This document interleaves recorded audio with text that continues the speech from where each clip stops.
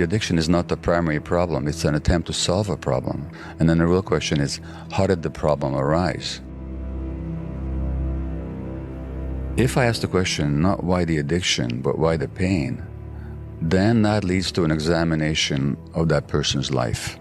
And then we have an inquiry. And now it no longer becomes a shameful thing that you chose this, nor does it mean that you're stuck with it because you got this genetic problem.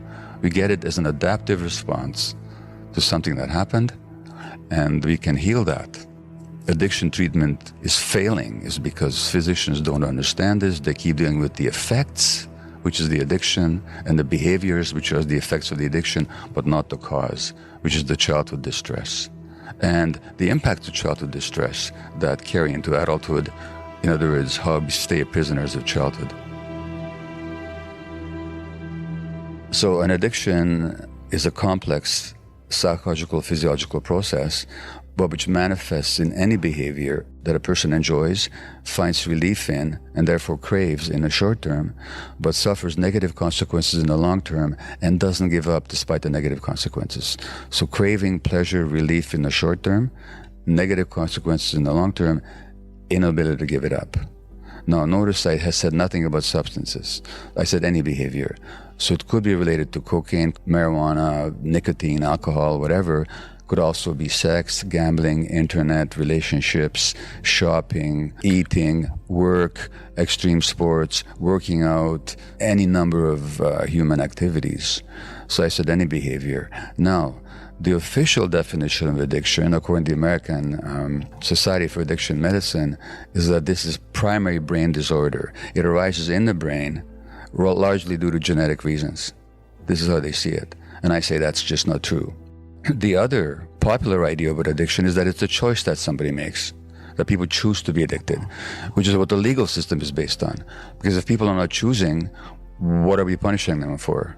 So although I think the medical definition is closer to the truth, I don't see it as it's a genetic disorder, and I don't see it as a primary brain disorder. So let me perhaps show you why, if that's okay. So I give you this definition of addiction. Again, craving, relief, pleasure, short-term, negative consequence, long-term, inability to give it up. So in other words, the addiction is not the primary problem. It's an attempt to solve a problem. And then the real question is, how did the problem arise? In other words, this is where my theory is that it's always rooted in childhood trauma, and that the addiction is an attempt to deal with the effects of childhood trauma, which it does temporarily, while it creates even more problems in the long term. So there's a great link between ADD and addictions, and not just because they both begin with the same three letters. And I can tell you about my own ADHD. And this is where we go back to childhood again. So that tuning out, that absent-mindedness, that desire to scatter your attention all over the place, that's not a disease. They say it's an inherited disease. The hell it is. But let me give you a personal question again. If I were to become abusive towards you right now, verbally or otherwise, what would be your options? Right now, the rational response, if I were to become abusive, would be for you to just assert yourself, saying, don't talk to me that way. Or it would be to leave, saying, this interview is over. And if for some reason you had not the strength to do either of those, there's other people in the room here with us, you could ask for help. Right. But what if you couldn't escape, fight back, or seek help? Then you would shut down or tune out. Right. In other words, the tuning out is simply a defensive response on the part of the brain. Now put me back into my infancy, where my mother is so grief-stricken that I'm crying because she's in pain. The child is very open and can feel the pain and suffering going on in its immediate environment. The child is aware of his own body and can also feel the tension, rigidity, and pain in the body of the mother or of anyone else he's with. If the mother is suffering, the baby suffers too. The pain never gets discharged. The organism does not develop the confidence that it can regulate itself, that things will happen the way they should, hence lack of optimism. My mother didn't abuse me. She did her best to look after me, but she was stressed, depressed, terrorized, grief-stricken. I'm picking that up as a sensitive infant. Can I fight back, change the situation, or escape? None of those. What can I do? Nothing I can do. My brain will tune out as a way of dealing with the stress. So I'm not talking about abuse here. I'm just talking about stress mothering or parenting. The child's brain then will tune out. When is the child's brain tuning out? When the brain is developing. So the tuning out then becomes programmed in as the default setting. And that's why ADD. So it's not an inherited disease. It's not a disease at all. It begins as a coping mechanism, which then gets programmed into the brain. And as a lot of these early coping mechanisms function, they help you in the short term create problems in the long term. And that's ADD is one of these examples. And of course, it also makes you more prone to be addicted, because now when you tune out, life becomes less interesting. You shut down emotionally to protect yourself.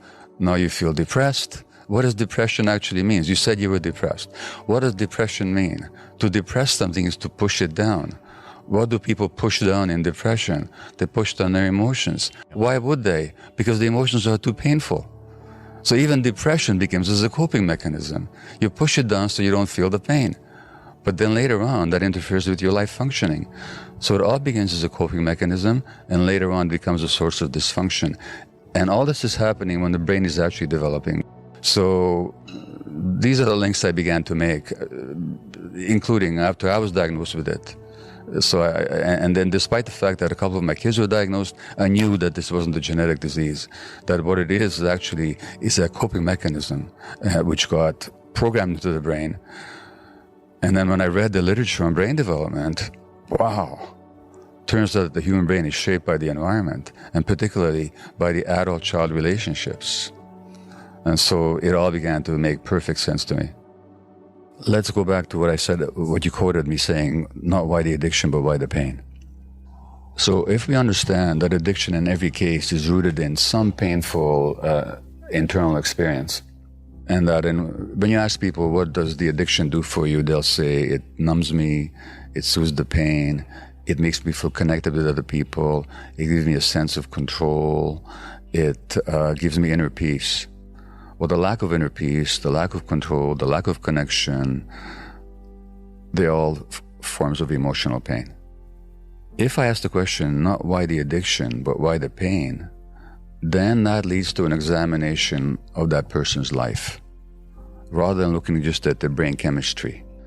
They say growing scientific evidence demonstrates that social and physical environments that threaten human development because of scarcity, stress, or instability can lead to short-term physiologic and psychological adjustments that are necessary for immediate survival and adaptation, but which may come at a significant cost to long-term outcomes in learning, behavior, health, and longevity. That's what I was saying before, that those early adaptations, like pushing down your feelings when the feelings are too painful, will help you as an infant, as a young child, but then they cause problems later on. The tuning out that you do to protect you from the stress in your environment, if you're very sensitive, it doesn't take a lot of stress, helps you endure, but in the long term becomes the problem. That's exactly what they're saying. And then this is so crucial, and it's so crucial because they still don't teach this in medical schools, even though scientifically it's not even vaguely controversial. The human brain develops in interaction with the environment. It's not genetically programmed purely. Here's what they say. The architecture of the brain is constructed through an ongoing process that begins before birth, continues into adulthood, and establishes either a sturdy or a fragile foundation for all the health, learning, and behavior that follow. Not some of the health learning, all the health learning. Now notice what they say. First of all, the architecture of the brain is constructed through an ongoing process that begins before birth, which already means what happens in the womb already has an impact on you. So if your mother is stressed and she's got high levels of stress hormone, that's already affecting your brain development. And when you think of all the stressed pregnant women out there, no wonder we're seeing so many kids in trouble. And we know from American studies, international studies, that when mothers are stressed, their placenta will naturally have more cortisol and adrenaline, the stress hormone. Those kids will be more likely to have stress issues later on, abnormal stress hormone levels even at 1 year of age, behavioral problems, learning problems, and so on, which tells us a lot as to why adopted kids have so many more problems. That's another issue. But the next paragraph is key. The interactions of genes and experiences literally shapes the circuitry of the developing brain and is critically influenced by, in other words, the circuitry, the chemistry of the brain and which centers and which circuits and which systems develop and which neurochemicals will be present in what quantities depends on the early environment and is critically influenced by the mutual responsiveness of adult-child relationships, particularly in the early childhood years. In other words, the most important influence shaping the physiological development of the brain is the quality of parent-child relationships. Now, when parents are stressed or distracted or workaholics, like I was a young parent, if there's instability, economic troubles, relationship troubles, unresolved trauma on the part of the parent, loving parents who are just stressed, that'll interfere with the child's brain development. That's why we're seeing so much more ADHD now, so much more autism, and so much more other problems because of stress in society that affects the parenting environment. In other words, yes, there's physiological problems with the brain, but it's not a genetic issue. It's related to early experience. So when you look at brain scans of adults that are troubled brain scans, as you do in addicts, you're not just looking at the impact of addiction, you're also looking at the impact of childhood trauma and childhood stress. And this has been shown over and over and over and over again. So there's no separation between the physiology and the psychology.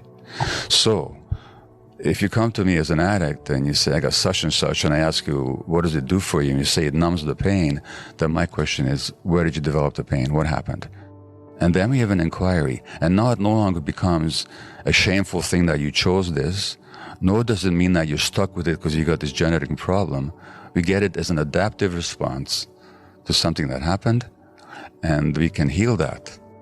The reason why addiction treatment is failing is because physicians don't understand this. They keep dealing with the effects, which is the addiction, and the behaviors, which are the effects of the addiction, but not the cause, which is the childhood distress. And the impact of childhood distress that carry into adulthood, in other words, how we stay prisoners of childhood. And so present methods of treatment in psychiatry, in addiction medicine, in childhood psychiatry deal with effects rather than causes. And this is why we're so ineffective at it.